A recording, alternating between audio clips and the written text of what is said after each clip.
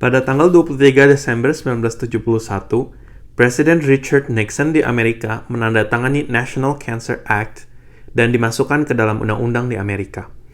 Undang-undang ini memberi kedaulatan lebih bagi National Cancer Institute untuk membangun program kanker di Amerika, sekaligus menunjukkan komitmen Amerika untuk melawan kanker. Peristiwa ini memulai sebuah era yang dijuluki Perang Melawan Kanker atau War on Cancer. That for those who have cancer and who are looking for success in this field, they at least can have the assurance that everything that can be done by government, everything that can be done by voluntary agencies in this great, powerful, rich country now will be done. Dan sekarang 50 tahun kemudian, tampaknya perang ini masih saja belum berakhir.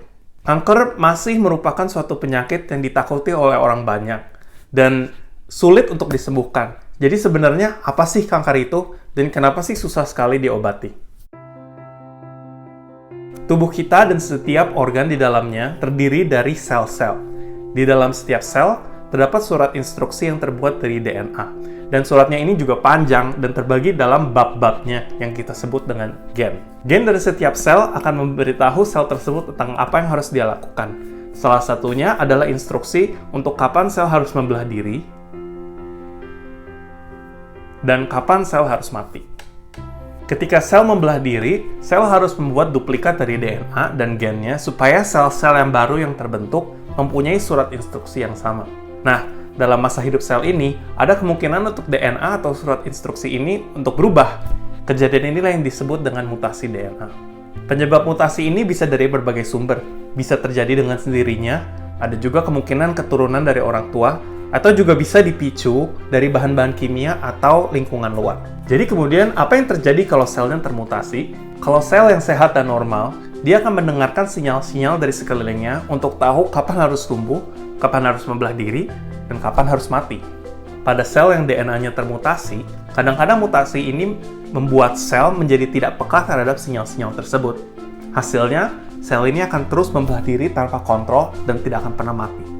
Inilah yang kita namakan sel kanker. Sel kanker akan terus bertambah banyak dan akhirnya membentuk massa di dalam tubuh kita. Pada mulanya, mungkin selnya akan menumpuk di satu lokasi saja, tapi lama-kelamaan, ada kemungkinan untuk sel ini kemudian mulai menyebar ke lokasi-lokasi lain di dalam tubuh kita. Ini yang disebut kanker metastasis. Sel-sel kanker akan terus bertambah banyak, dan semakin dia besar, semakin kanker akan menghabiskan nutrisi yang ada, sehingga sel-sel lain yang normal di sekitarnya tidak akan kebagian dan lama-lama akan terluka dan mati. Jadi, harus bagaimana selanjutnya dan bagaimana cara mengobatinya? Untuk mengatasi kanker, dokter biasanya akan melakukan operasi untuk mengangkat tumor atau bisa juga dengan menggunakan radiasi untuk membunuh kanker di lokasi tertentu. Apabila kanker sudah mulai besar dan menyebar, kemoterapi juga kerap digunakan untuk membunuh sel-sel yang cepat berkembang biak di seluruh tubuh.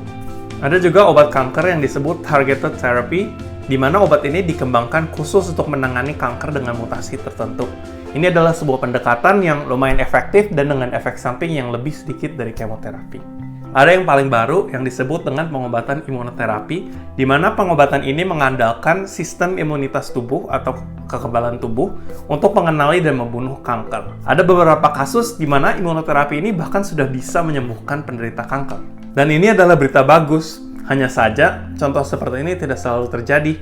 Pada kenyataannya, kesembuhan kanker belum bisa dipastikan untuk semua orang. Kanker adalah penyakit yang sangat kompleks, karena penyakit kanker bisa disebabkan oleh mutasi DNA yang bermacam-macam. Oleh sebab itu, jenis kanker yang terbentuk pun juga bisa berbeda-beda di setiap orang. Dan akibatnya, obat yang mungkin efektif untuk satu tipe kanker di satu orang, mungkin saja tidak efektif untuk jenis kanker lainnya dan ataupun di kanker yang sama di orang yang berbeda. Tapi, masih ada harapan dalam perang kita melawan kanker. Kita sekarang sudah mempunyai teknologi yang disebut DNA sequencing, di mana kita bisa membaca surat instruksi DNA. Dan inilah yang menjadi dasar dari personalized therapy, di mana kita bisa mempelajari langsung dengan spesifik mutasi apa yang menyebabkan suatu kanker pada satu orang, dan kemudian menentukan pengobatan apa yang paling cocok bagi orang tersebut. Memang masih banyak yang perlu dipelajari tentang kanker, tapi dengan teknologi-teknologi yang ada sekarang ini, pengetahuan kita tentang kanker pun sudah bertambah dengan pesat. 25 tahun yang lalu, orang masih berpikir bahwa kanker itu hanya satu jenis penyakit. Tapi sekarang kita sudah tahu bahwa kanker dapat bermutasi bermacam-macam, dan kita pun sudah menemukan beberapa terobosan-terobosan baru dalam pengobatan kanker.